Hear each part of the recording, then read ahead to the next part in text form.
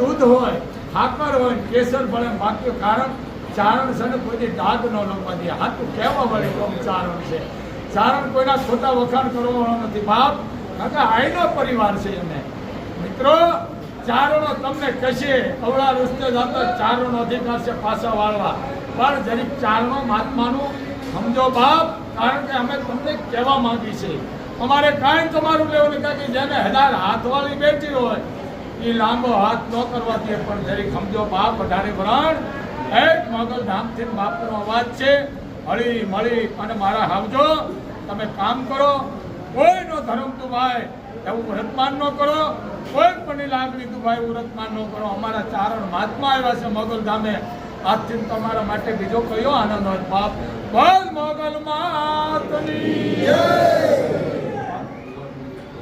હા હા